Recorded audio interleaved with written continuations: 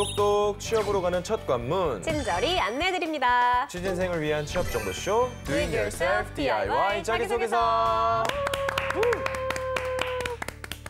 네, 각종 취업 정보와 자기소개서 작성에 대한 궁금증을 전문가분들과 함께 알아봅니다. 권혁중 경제평론가 박현민 편집장 모셨습니다. 반갑습니다. 네, 안녕하십니까. 권혁중입니다. 네, 안녕하세요. 박현민입니다.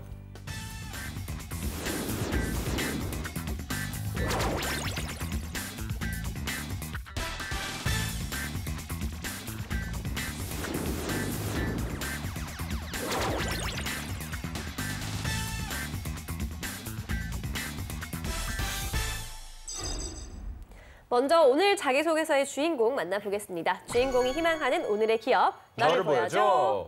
짜잔! 나왔습니다. 오늘의 기업은 바로 금호아시아나 그룹입니다. 금호아시아나 그룹 하면은 지금 당연히 모두가 항공사를 떠올리세요. 항공사를 떠올리는데 사실 이 뿌리 깊은 운수 사업부터 했다고요?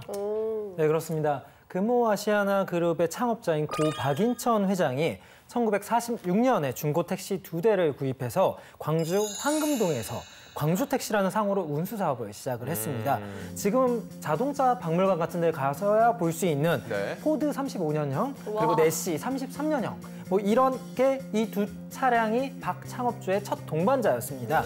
이후 박인천 창업주는 금호고속, 금호타이어, 금호산업 등을 잇따라 설립을 했고요.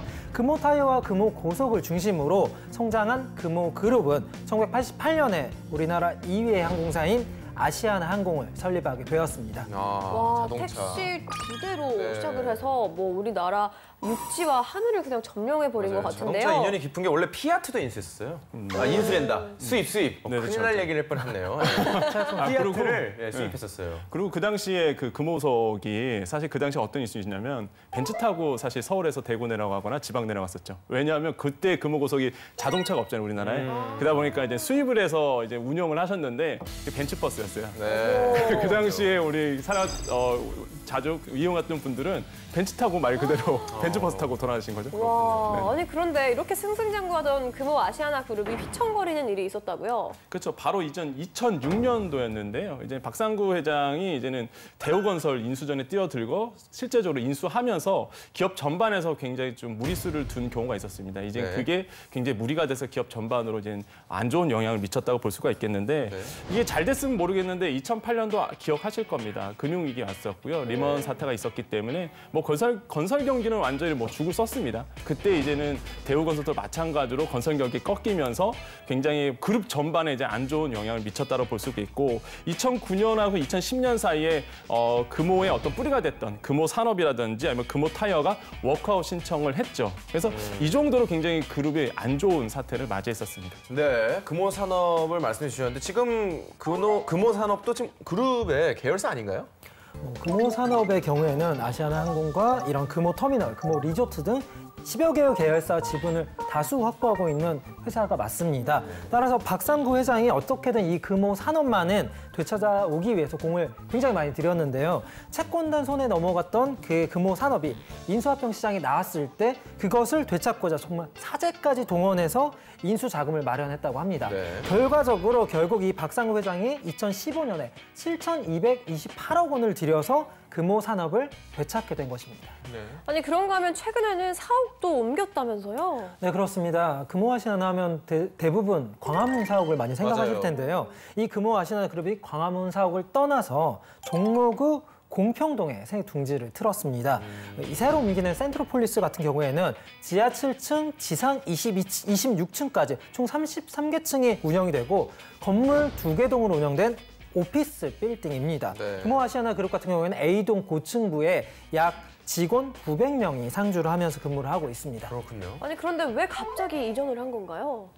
결국 돈 문제라고 할 수 있죠. 금호아시아나 그룹이 지난해 유동성 극복을 위해서 광화문 사옥을 이 독일계 도이치 자산운용에 약 4,180억 원을 받고 매각을 했습니다. 그렇다면 오늘의 기업, 이 금호아시아나 그룹에 대해서 요약해서 소개 부탁드립니다, 평론가님. 네. 보통 우리가 금호아시아나 그룹을 채용한다 그러면요. 보통 작년에도 그랬습니다. 2018년에도 채용 공고를 보면 아시아나항공, 에어부산, 에어서울, 에어포트 이렇게 해서 보통 항공 항공권에 관련된 항공 계열사를 중심으로 우리가 채용을 했었거든요. 네. 아마 여러분께서 금호 아시아나그룹 채용 지원한다 그러면 다 이쪽일 거라고 볼 수가 있겠습니다. 그래서 아시아나항공을 좀 분석을 해보겠습니다. 왜냐하면 아시아나항공이 실질적으로 지주사 역할에서 중요한 역할을 하고 있기 때문에 아시아나항공을 좀 우리가 분석을 해보면 기본적으로 작년도 매출, 그러니까 17년도 기준입니다. 재작년도 기준을 봤을 때 한 6조 2천억 원 매출을 올렸고요. 종업원은 한 8,800여 명 정도가 됩니다. 그 아시아나항공을 봤을 때 또 중요한 게 보셔야 될 게 아시아노 IDT. 여러분 꼭 아셔야 됩니다. 이 IDT 기업은 기본적으로 아시아나항공이 밀고 있는 4차 산업혁명, 그러니까 어떤 전산이라든지 어떤 기술들, 이런 어떤 IT와 관련된 기술들을 종합적으로 하고 있는 회사고요. 아시아나 IDT, 그다음에 아시아나 에어포트, 리조트 이렇게 해서 우리가 보통 사업을 꾸려가고 있는 회사가 아시아나항공이다라고 볼 수 있겠고, 그다음에 사업 부분 주요 매출로 보면은 뭐 3분기 기준으로 봤을 때요. 작년에 3분기 때 한 4조 8천억 원 했습니다. 지금까지 나온 최근 자료라고 말씀드리겠고요. 그다음에 한국 그 시장에서 점유율을 좀 볼 수가 있습니다. 항공 서비스직 본다면은 기본적으로 우리나라에서 아시아나항공이 차지하고 있는 비율을 볼 수가 있겠는데, 작년 통계로 봤더니 아시아나항공이 18년도 3분기 때 이제 국내선입니다. 국내 여객 공급 점유율이 한 19% 정도가 됐고요. 대한항공 같은 경우에는 한 25% 정도가 됐거든요. 그러니까 역시나 뭐 대한항공보다는 좀 못하지만은 그래도 우리나라의 국적 항공기로서는 대단한 역할을 하고 있다라고 볼 수가 있겠고, 국제 여객은 한 15% 정도 차지했습니다. 그다음에 대한항공이 24% 정도 차지했고, 나머지가 이제 기타 부분이거든요. 그러니까 이 정도로 대한항공이나 아시아나항공, 특히 아시아나항공이 국적 항공기로서 역할을 톡톡히 하고 있다라고 우리가 좀 분석해 볼 수 있겠고, 이 부분에 대해서 연구를 좀 해보시는 것이 채용에 여러분 좀 더 성공 취업에 가는데 좀 근접할 수 있는 부분이다라고 말씀을 드리겠습니다. 네, 간략한 소개 감사합니다. 그럼 다음 코너로 넘어가 보겠습니다. 자기소개서 작성에 필요한 이슈를 선정해 봅니다. TMI 이슈 가이드 함께 하시죠.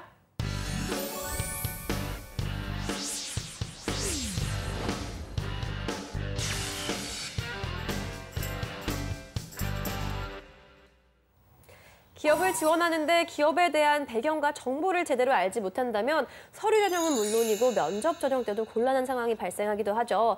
TMI 이슈 가이드는 그러한 기업의 모든 것을 알려드립니다. 네, 이것만 알고 가자 TMI 이슈 가이드. 오늘의 기업은 금호 아시아나 그룹입니다. 네, 오늘 지원자가 이 금호 아시아나 그룹 계열사 중에서 항공사 영업 서비스직을 희망하고 있기 때문에 관련 이슈들을 살펴볼 텐데요. 그럼 첫 번째 이슈 주시죠. 에어부산, 금호 아시아나 항공 계열사와 각자 도생 전략 통할까? 에어부산이 이 금호 아시아나 그룹 내 이 저비용 항공사이지 않습니까? 네, 맞아요. 근데 이게 갑자기 각자 도생하겠다는 건 또 무슨 말인가요? 갈라서는 건가요? 그동안 금호 아시아나 그룹은 자회사 간의 그런 교통정리 차원에서 부산과 대구 등의 이 경상권은 에어 부산이 전담을 했고요. 그 에어 서울 같은 경우에는 인천발 국제선에 집중하는 이 투트랙 전략을 고수를 해왔었습니다.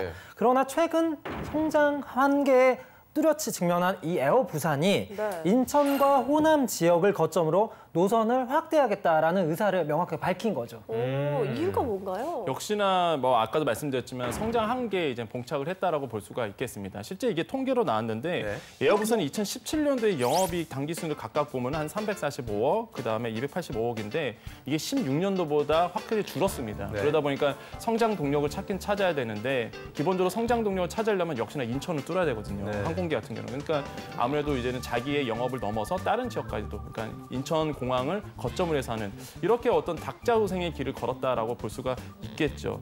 비교 사항으로 보면 제주항공 같은 경우는 영업이익이 2016년도에 1,013억이 나왔거든요. 그러니까 에어부산하고 비교했을 때는 엄청나게 크게 좀 차이가 나고 있죠. 또 TA항공 같은 경우에도 471억이 나왔기 때문에 뭐 에어부산 입장에서는 이제 다급해졌다라고 볼 수가 있겠습니다. 아니, 제주항공과 TA는 이렇게 매출이 오르고 에어부산은 떨어질 이유가 있을까요? 제주항공과 TA 같은 경우에는 모두 여객 수요가 탄탄하게 받쳐주는 결국은 인천공항. 인천공항뿐만 아니라 대구와 부산 등 수도권 공항으로 포트폴리오를 다각화했고 이로 인해서 성장 가도를 달릴 수 있었다라고 분석을 할 수 있는데요. 반면에 에어부산, 지금 저희가 다루고 있는 이 에어부산의 경우에는 김해국제공항에 이런 이미 여객 수용 능력 자체가 이미 포화 상태에 이르렀는데 대구국제공항 역시도 이미 다른 경쟁사들이 시장에 침투하고 있단 말이죠. 그러니까 정말 마땅한 돌파구가 없는 상황이다라고 분석을 할 수 있습니다.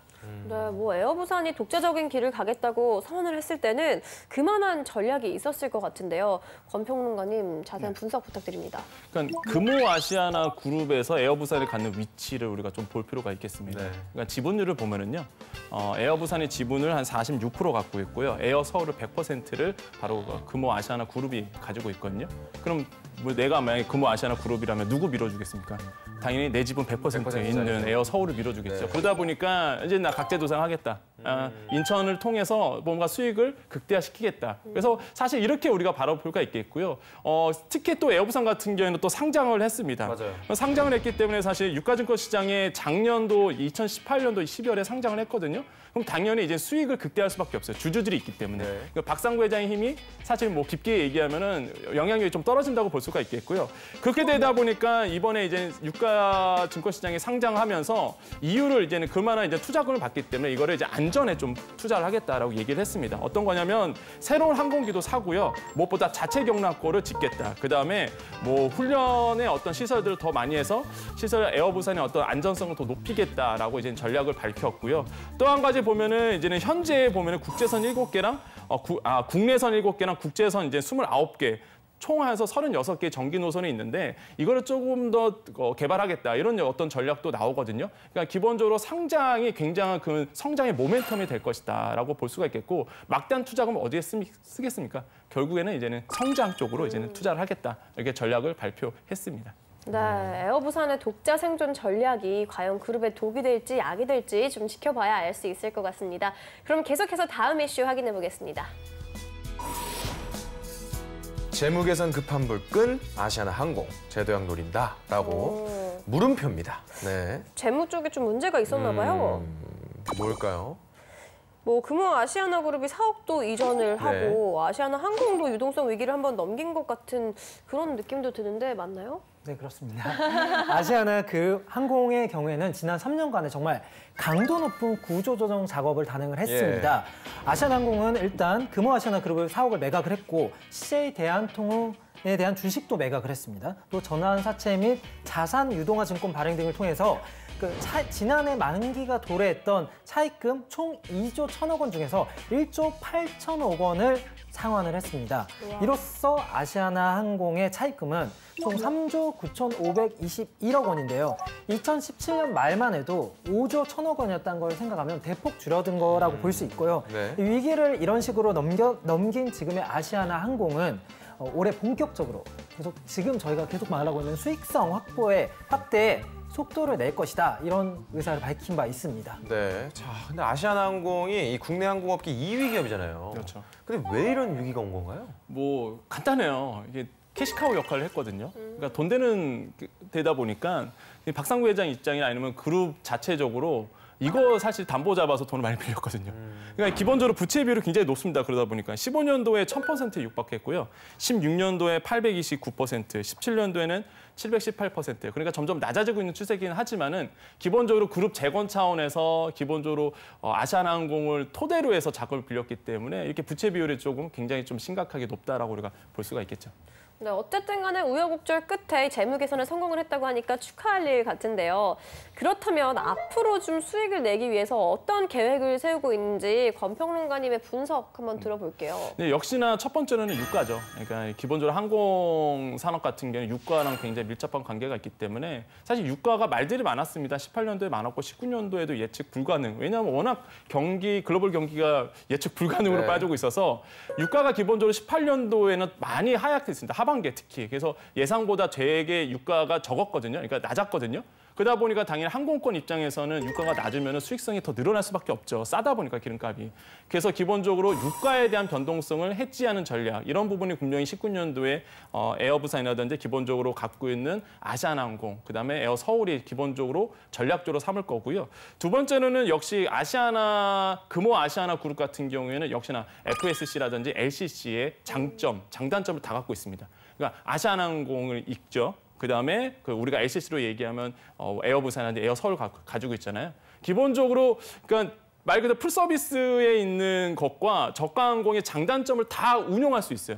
이게 굉장한 장점이거든요, 사실. 그러다 보니까 뭘 할 수 있느냐, 차별성을 좀 드러낼 수가 있습니다. 대표적인 사례가 프리미엄 이코노미 서비스 부분인데 차별화 전략 중에 하나가 나온 거거든요. 그리고 그다음에 또 하나가 이제는 스타 얼라이언스, 그러니까 항공 얼라이언스거든요. 항공 얼라이언스. 그중에서 이제는 아시아나항공 같은 경우는 스타 얼라이언스에 들어가 있는데 기본적으로 이런 스타 얼라이언스와의 어떤 협력 관계를 통해서 뭐 단기와 장기 노선도 굉장히 시너지 효과를 낼 수 있는 이런 어떤 전략적인 포지션을 가지고 있고, 세 번째로는 이제는 기기 교체 사업을 진행하고 있거든요. 노후화된 기계 빼고요. 이제 새로운 기계 아니면 새로운 항공기로서 실제적으로 전략을 조금 수익을 극대화하는 이런 전략을 좀 하고 있다. 이런 점에서 본다면은 굉장히 그 아시아나항공이라든지 아시아나항공 그룹이 금호 아시아나 그룹이 굉장히 노력을 많이 하고 있다라고 우리가 생각해 볼 수 있습니다. 네. 아시아나항공이 우려를 털어내고 올해는 좀 힘차게 날아올 수 있기를 바라겠습니다. 자, 그럼 여기서 잠시 쉬어가는 이슈 코너 살펴볼까요?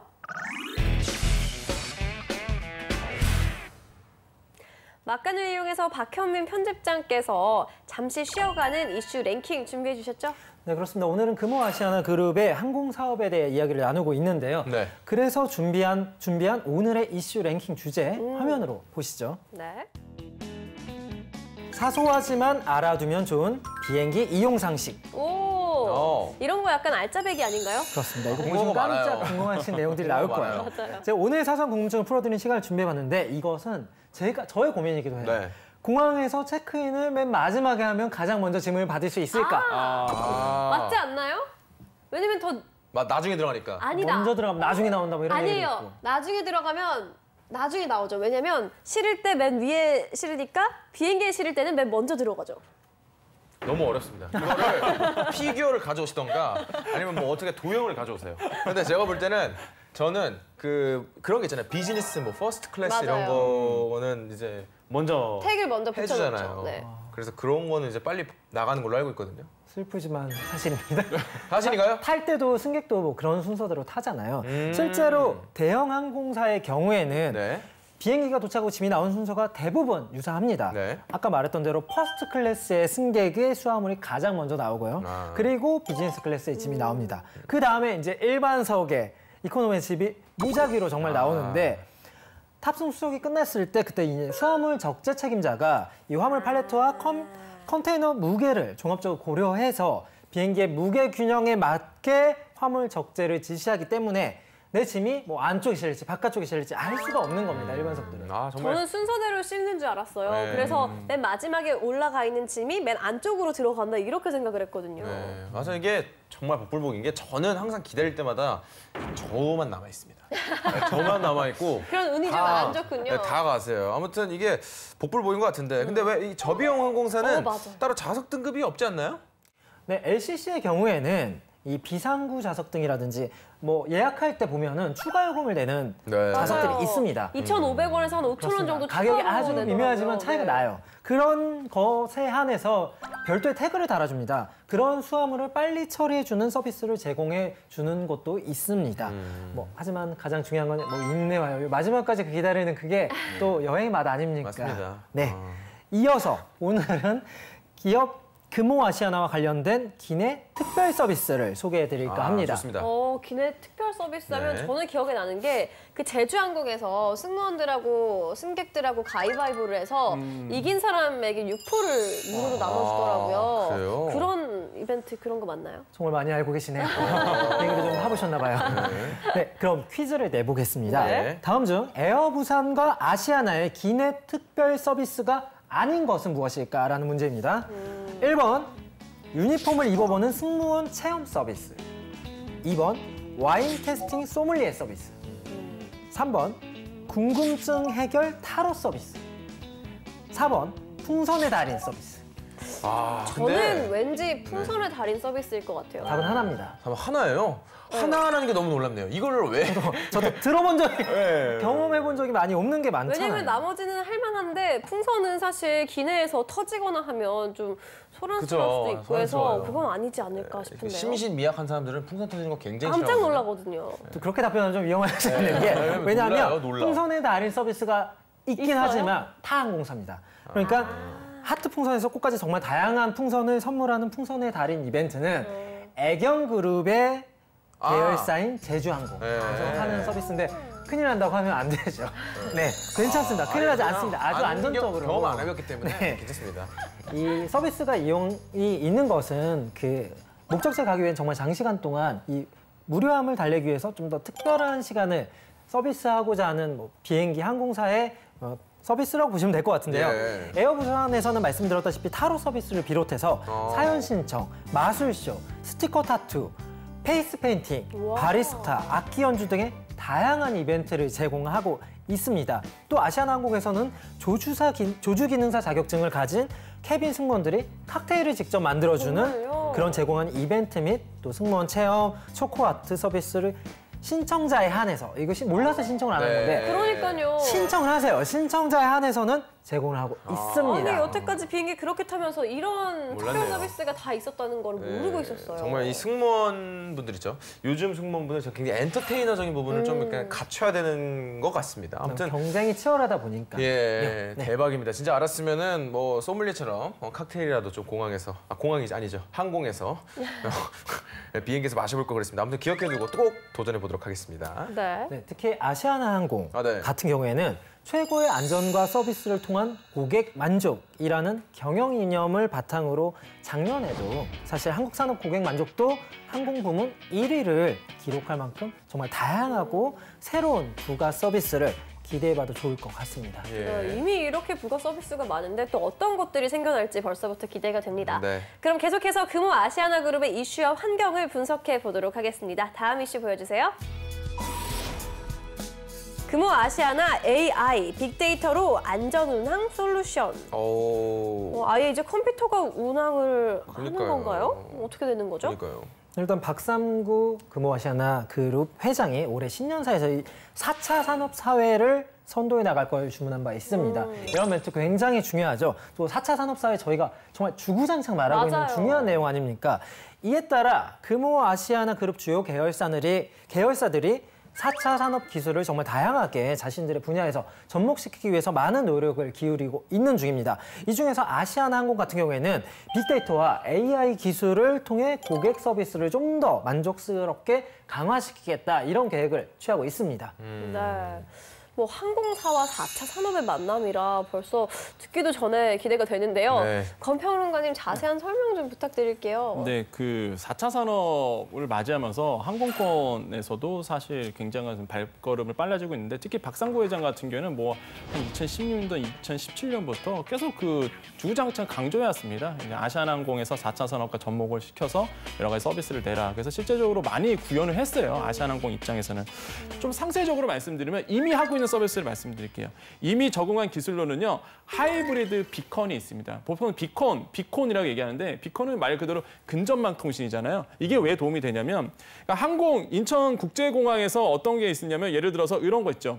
위치 기반 서비스가 되잖아요. 이 사람이 어디 있는지 다 분석이 되거든요. 네. 근데 이제는 하이브리드 비컨 같은 경우는 아시아나항공이 도입했습니다. 하이브리드 비컨 같은 경우는 블루투스를 켜야 되는데 블루투스 안 켜도 추적이 가능해요. 이 사람이 어디 있고 어디에 돌아다니고 있는지. 아, 그래요? 이게 타겟 마케팅이 되죠. 비컨이라는 게 원래 타겟 마케팅이거든요. 이 사람이 예를 들어서 편의점 앞에 있으면 갑자기 모바일로 쿠폰이 뜬다든지.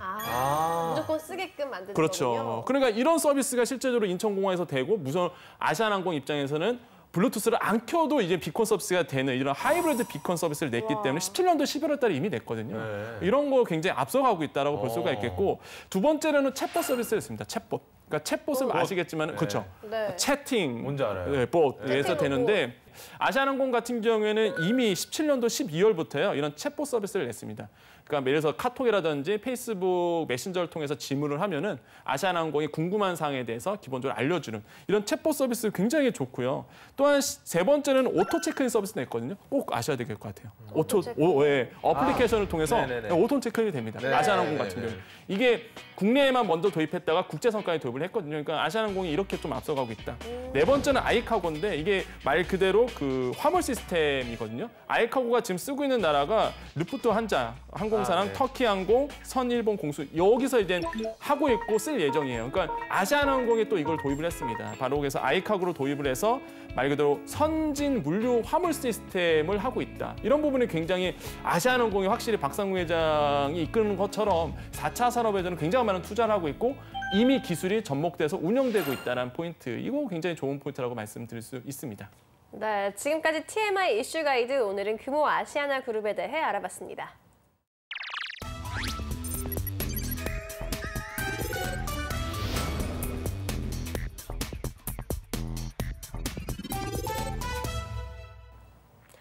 오늘 주인공의 프로필을 살펴볼 텐데요. 오늘의 지원 직무는 영업 서비스직 지원자입니다. 그렇다면 오늘의 주인공이 관련 기업에 얼마나 적합한 인재인지 간략한 프로필부터 확인해 보겠습니다. 네, 성별 여자고요. 나이는 27세, 전공 중어중문학과 경제학 복수 전공, 학점 3.71, 언어는 토익 970점, 오픽 AL, 중국어 6급, 자격증은 컴퓨터 활용 능력 1급, 대내외 활동, 핫도그 가게 아르바이트를 했었고요. 교내 신입생 멘토링 활동도 했습니다. 카페 매니저도 했고요. 한류 문화 공공 외교단 역할을 하면서 외국인 방문객 한국 문화 체험 안내를 했었고요. 또 예술고등학교 방학 강사로 영어와 국어 특강을 했었네요. 경력사항은요. 한국전력공사 사무보조, AXL 리갈 시드니 업무 지원, 그리고 경력은요. 한국전력공사에서 자료 정리 및 사내표 작성, 사내 캠페인 홍보 영상 제작, 그리고 AXL 리갈에서는 고객 응대 및 그에 따른 서류 작성, 사무실 비품 관리 및 예산 절감, 사무실 서비스 시스템 구축 및 환경 개선, 다양한 이벤트 파티 기획, 통역 및 번역 서비스 제공.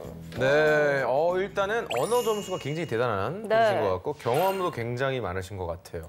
평론가님이 보시기에 오늘의 이 지원자의 프로필 중에서 기업에 어필할 수 있는 부분이 있다면 어떤 게 있을까요? 저는 역시나 말씀하신 것처럼 언어라고 보여집니다. 이게 실제 AXL 리갈 이게 궁금해서 찾아봤어요, 회사를. 네. 호주에 있는 기업이더라고요. 네, 기본적으로 외국계 회사입니다. 그러다 보니까 거기에서 업무 지원을 했다. 아까 얘기했던 직무가 나오잖아요. 이런 네. 직무를 했다. 야, 기본적으로 뭐 영어나 중국어는 기본적으로 말 그대로 자유구사할 수 있는 어떤 능력을 가지고 있구나. 지금 지원하는 데가 직무가 영업 서비스직이잖아요. 굉장히 큰 도움이 되죠. 사실 언어라는 게. 그래서 이런 부분이 굉장히 좀 특장점, 장점이라고 볼 수가 있겠습니다. 네, 그러면 2부에서 본격적으로 자기소개서를 보면서 이 지원 분야에 적합한 인재인지 확인해 보겠습니다.